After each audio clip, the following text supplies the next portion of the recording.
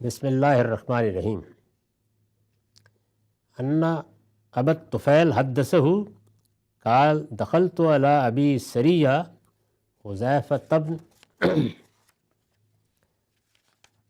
اسید الغفاری فقال سمعت رسول اللہ صلی اللہ علیہ وسلم بأذنی ہاتین یقول ان النطفۃ تقع فی الرحم 40 لیلہ ثم يتصور علیہ الملک قال زہیر حسبتہ قال الذی یخلقها فیقول یا ربی ذکر او انثی فیجعلہ اللہ ذکرا او انثی ثم یقول یا ربی سوی او غیر سوی فیجعلہ اللہ سویا او غیر سوی ثم یقول یا ربی ما رزقہ ما عجلہ ما خلقہ ثم یجعلہ اللہ شقیا او سعیدا۔ یہ روایت صحیح مسلم سے لی گئی ہے، رقم ہے 4790۔ ابو طفیل بیان کرتے ہیں کہ میں ابو سریہ حذیفہ بن اسید غفاری رضی اللہ عنہ کے پاس حاضر ہوا تو انہوں نے کہا میں نے اپنے ان دونوں کانوں سے رسول اللہ صلی اللہ علیہ وسلم کو سنا ہے کہ آپ نے فرمایا نطفہ 40 راتیں رحم میں رہتا ہے، پھر فرشتہ اس کی صورت گری شروع کرتا ہے۔ زہیر کہتے ہیں میرا گمان ہے کہ انہوں نے کہا وہی فرشتہ جو اس کی تخلیق پر مقرر ہے۔ یہ وہی بات ہے، وہی روایت ہے۔ ظاہر ہے جس موقع پر حضور نے بات کی ہے تو اپنے اپنے فہم کے لحاظ سے سننے والے بیان کر دیتے ہیں۔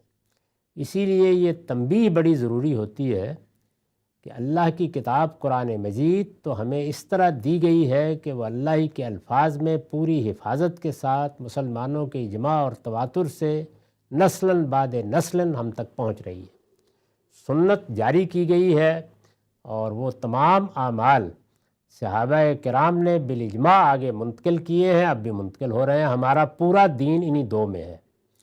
یہ جو روایات ہیں یہ رسالت مآب صلی اللہ علیہ وسلم کی تاریخ ہے، یعنی آپ کے زمانے میں لوگوں نے آپ کی باتیں سنی، آپ کو دیکھا، آپ نے کسی موقع پر کوئی رہنمائی فرمائی یا کوئی ذاتی معاملہ پیش آیا، وہ سب ظاہر ہے کہ پیغمبر کی غیر معمولی ہستی، لوگوں کو بھی جو محبت رہی ہے اور جو اب بھی ہے تو وہ بیان ہوتا ہے۔ اس کی کوئی ذمہ داری حضور پر نہیں ہوتی، نہ ان کی بنیاد پر دین کے معاملے میں یا حضور کے معاملے میں کوئی ایسی آراء قائم کرنی چاہیے۔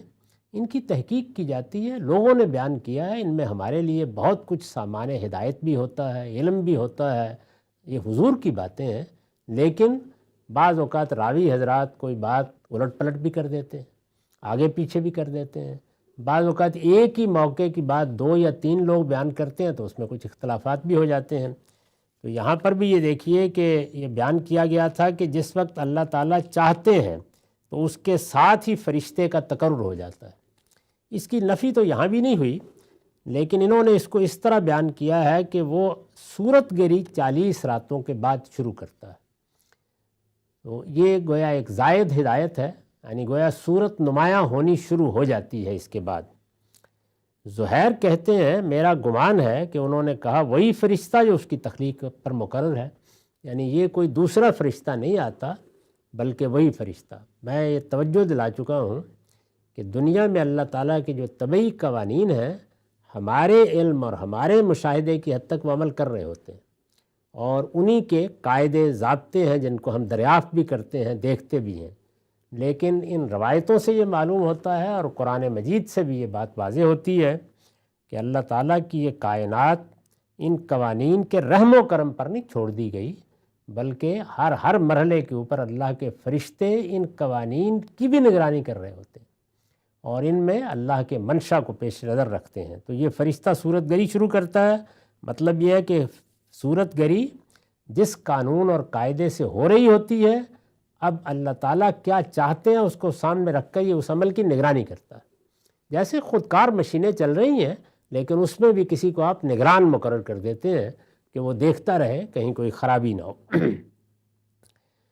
اور کہتا ہے، یعنی یہ اب وہی بات جو پیچھے بیان ہوئی تھی کہ وہ پوچھتا ہے کہ اللہ کا علم اس کے بارے میں کیا ہے۔ یہ میں پہلے عرض کر چکا کہ یہ اللہ کے علم کی ابتدا نہیں ہے، اللہ کا علم تو پہلے ہی سے تھا۔ فرشتے نے آ کے پوچھا ہے اور اب اس کو علم منتقل ہو رہا ہے۔ وہ پوچھتا ہے میرے رب عورت ہوگی یا مرد، یعنی اب اس کی صورت گری شروع ہو رہی ہے، مجھے اس کی نگرانی کرنی ہے، تو فرمائیے کہ یہ کیا پیش نظر ہے، کیا بننے جا رہا ہے۔ تو اللہ تعالیٰ اس کے مرد یا عورت ہونے کا فیصلہ کر دیتا ہے، مطلب یہ کہ اپنا فیصلہ اس کو سنا دیتا ہے، فرشتے کو بتا دیتا ہے کہ یہ عورت ہوگی یا مرد ہوگا، تاکہ وہ جو آگے کے مراحل ہیں ان کو دیکھ سکے۔ پھر وہ کہتا ہے میرے رب یہ ہر لحاظ سے درست ہوگا یا ناقص رہ جائے گا۔ اس دنیا میں جو قوانین کار فرما ہیں ان کے بارے میں اب ہمارا تجربہ مشاہدہ بھی یہ بتاتا ہے کہ وہ قوانین کامل نہیں ہیں، یعنی ایسا نہیں ہوتا کہ ہر حال میں ان کا نتیجہ بالکل درست نکلے گا، ہر چیز ٹھیک بن کے آئے گی۔ نہیں، دنیا چونکہ امتحان کے لیے بنی ہے، وہ دنیا جو کامل دنیا ہے وہ آگے وجود میں آنی ہے۔ تو انسان اور انسانوں کی دنیا اور حیوانات کی دنیا جو ہمارے گرد و پیش ہے، اس میں نقائص ہیں، رکھے گئے ہیں، خود اس پروردگار نے رکھے ہیں، اور یہی نقائص ہیں کہ جو ہمارے سامنے جب شر کی صورت میں آتے ہیں تو انسان کی طبیعت پر اثر بھی ہوتا ہے، اس کا مار دھاڑ بھی ہے، تکلیفیں بھی ہیں، بیماریاں بھی ہیں۔ تو یہاں پر بھی وہ پوچھے گا کہ یہ بالکل ٹھیک، جیسے کہ ہم میں سے ہر ایک کی توقع ہوتی ہے یا دعا کرتے ہیں کہ بچے میں کوئی نقص نہ رہ جائے، وہ ہر لحاظ سے ٹھیک باہر بن کر آئے۔ تو وہ پوچھتا ہے کہ پروردگار کیا فیصلہ ہے، یعنی یہ قانون جو ہے وہ کام کرے گا، صحیح بھی کام کر سکتا ہے اور کسی جگہ غلطی بھی ہو سکتی ہے، مجھے کیا کرنا ہے، درست کر دینا ہے یا چلنے دینا ہے؟ پھر اللہ تعالیٰ اس کے درست یا ناقص رہ جانے کا بھی فیصلہ کر دیتا ہے۔ چنانچہ بتا دیا جاتا ہے فرشتے کو کہ کیا کرنا ہے، یعنی آپ کو کیا کرنا ہے۔ آج کے زمانے میں آپ دیکھتے ہیں نا کہ ڈاکٹروں کو معلوم ہو جاتا ہے تو پھر وہ کوشش کرتے ہیں کہ رحم مادر میں علاج کریں، تو یہ ایک معاملہ اس میں اللہ تعالیٰ کی طرف سے فرشتے بھی کر رہے ہوتے ہیں۔ پھر وہ کہتا ہے اے میرے پروردگار اس کا رزق کتنا ہوگا، اس کی مدت حیات کتنی ہوگی اور اس کا اخلاق کیسا ہوگا۔ تو یہ پوچھتا ہے، یہ پیچھے بھی سوالات زیر بحث آ چکے ہیں، اس کے جواب میں اللہ تعالیٰ اس کے بدبخت یا خوشبخت ہونے کے بارے میں بھی طے کر دیتے ہیں، یعنی اپنا فیصلہ سنا دیتے ہیں، اپنا علم بتا دیتے ہیں۔ اس میں کچھ نوٹ ہیں جو میں نے لکھے ہیں۔ پہلی چیز یہ کہ فرشتہ اس کی صورت گری کرتا ہے، اس پر میں نے لکھا ہے کہ اس سے معلوم ہوا کہ عالم طبعی میں جو کچھ اس کے قوانین کے مطابق ظاہر ہوتا ہے اس کی نگرانی بھی ہر مرحلے پر اللہ کے فرشتے کر رہے ہوتے ہیں۔ روایت میں 40 دن کی جس مدت کا ذکر ہے یہ کم و بیش وہی ہے جو نطفے سے علقے تک گزرتی ہے۔ قرآن میں بھی یہ مراحل بیان ہوئے ہیں، پہلے کیا ہوتا ہے، بعد میں کیا۔ سورہ مومنون کی آیات 12-14 میں بھی یہ اسی طریقے سے مذکور ہے۔ آگے کی روایتوں میں جو مراحل بیان ہوئے ہیں وہ بھی قرآن کی آیات کے بالکل مطابق ہے، یعنی اس میں روایت میں اور قرآن کے بیان میں کوئی خاص فرق نہیں ہے۔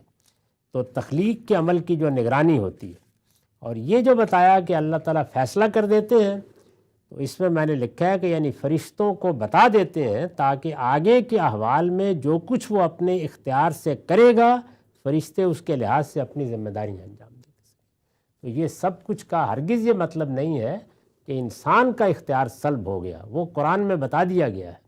جس دائرے میں اختیار دیا گیا ہے اس میں اختیاری استعمال ہوگا، اس کے نتائج کیا نکلیں گے وہ اللہ تعالیٰ فرشتوں کو بتا دیتے ہیں تاکہ ان کی کائنات میں کوئی چیز غیر متوقع نہ ہو جائے، اور اس کے لیے پہلے سے نگرانی موجود ہوتی ہے۔